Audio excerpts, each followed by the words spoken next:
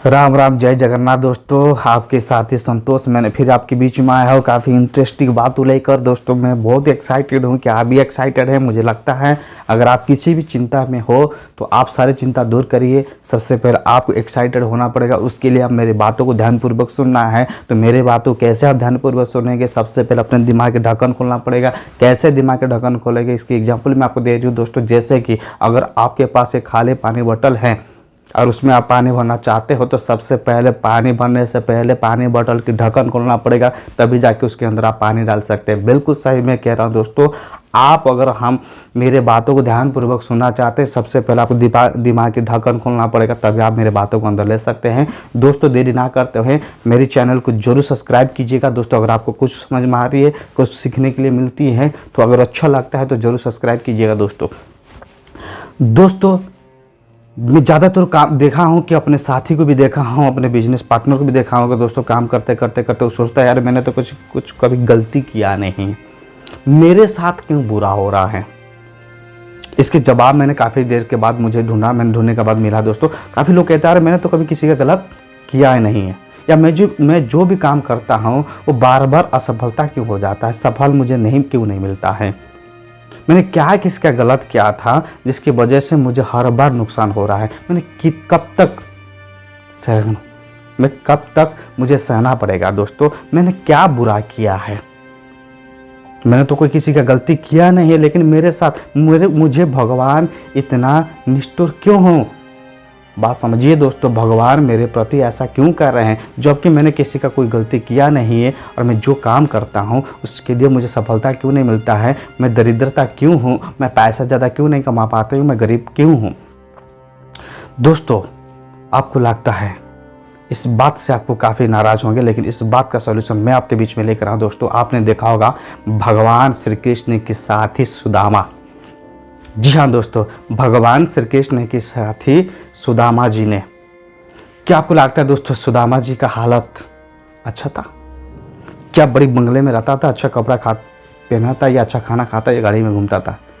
क्या आप बता सकते हैं उसने कभी गुनाह किया है? क्या गलत किया था उसने? दोस्तों सुदामा जी ने कोई गलत नहीं किया था। वो ब्राह्मण थे।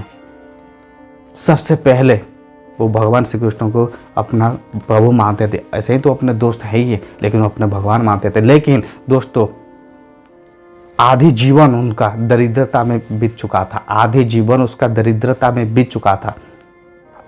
उन्होंने बहुत मेहनत की, भीख मांगती थी, लेकिन कभी भीख मिलता था तो दूसरा दिन नहीं मिलता था, कभी खाने के लिए मिलता था तो कभी खाने के लिए नहीं मिलता था। उनके परिवार में काफ़ी बचे थे। मैं आपको कहता हूँ अगर आप बोलते हो आप गरीब हैं, मैं क्या कर सकता हूँ? क्या सुदामा जी से बहुत ज़्यादा गरीब आप हैं?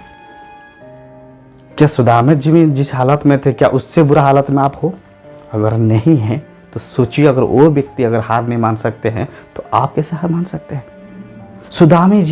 सुदामा जी ने भगवान की दोस्त थे, बचपन का दोस्त थे। क्या भगवान चाहते थे तो एक सेकंड में उनको तो वहाँ से बना सकते थे, लेकिन इतना पल क्यों इंतजार करवाना पड़ा उनको? इतना कष्ट क्यों उन्होंने सहा? कभी आपने सोचा है? दोस्तों उनकी पूर्व जन्म में ऐसा कोई काम किया था जो उनको श्राप मिला था।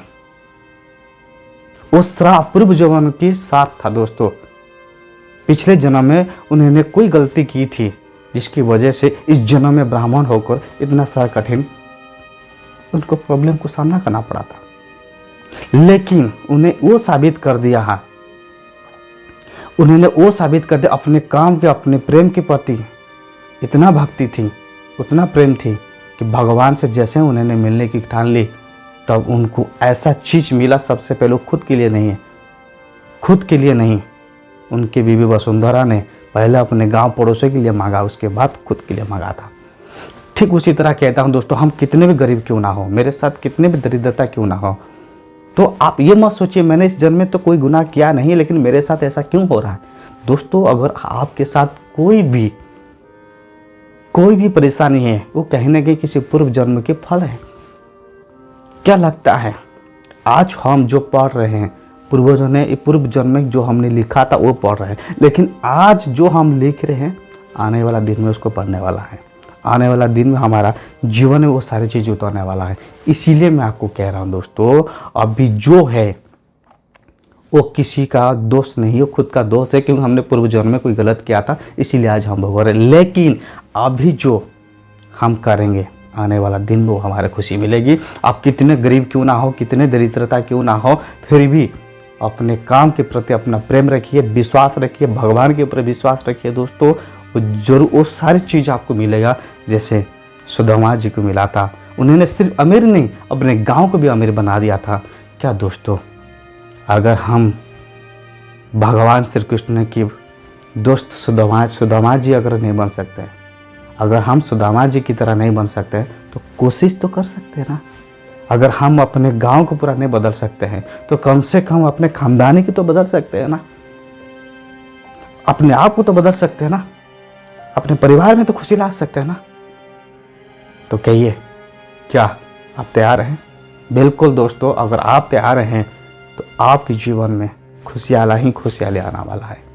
आप कितने गरीब क्यों ना हो, घर में कितने क्यों परेशानी क्यों ना हो, एक बात आपको बताएं, जब सुदामा जी के घर में खाना नहीं मिलता था ना, वो भी रोते थे, उनके बच्चे भी पानी पी के सो जाते थे, उनका बीवी वो भी पानी पी के सो जाते थे।